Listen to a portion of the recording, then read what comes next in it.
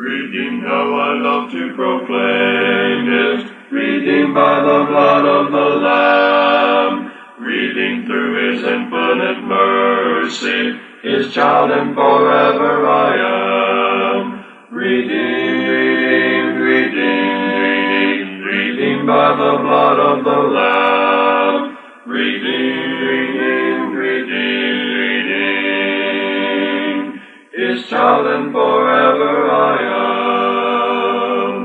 His child and forever I am. The Church of Christ in Canada welcomes you to Key to the Kingdom. Today's lesson is entitled, A Word Aptly Spoken. The old adage that says, sticks and stones may break my bones, but words will never hurt me, is simply not true. We understand the power of what we say. It's interesting, isn't it, how we many times figure out where people are from by the way they speak, the tenor of their voice, their accent, the way they say certain words. Several years ago, I had an occasion with my wife to be in a restaurant in Toronto, and we were sitting in the booth talking back and forth. This young man came and waited on us, and he came back 2 or 3 times and talked, and then he said to me, he said, you sound like you're from Southern Ohio. And I looked at him, I said, yes. He said, I would guess down on the river somewhere near West Virginia, Kentucky border. I said, yes.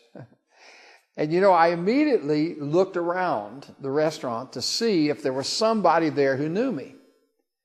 Because in fact I was born and raised till I was 18 years old in Southern Ohio. Then we came to Canada, so we've been in Canada many more years than we were in the U.S. But I looked around to see if there was somebody who knew me, who had told this guy.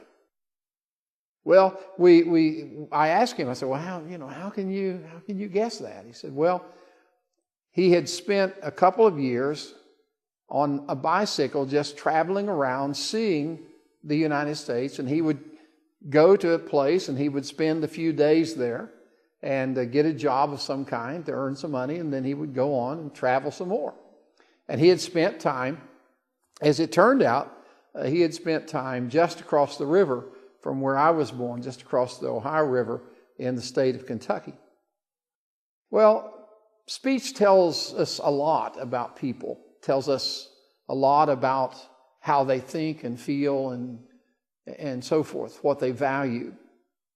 Words are important, and words can hurt, and words can help. Listen to what Solomon says in Proverbs chapter 18 and verse 21. He says, the tongue has the power of life and death, and those who love it will eat its fruit. The tongue has the power of life and death. Tremendous power for good or tremendous power for evil is hidden in our words. Words can heal. There's nothing quite as nice as having someone speak to you when you've had a particularly bad time or have gone through a difficult time in your life, to have someone who sits and chats with you and shares with you and expresses their love for you and encourages you and so forth. But on the other hand, people can be destroyed by words. People can be put down by words.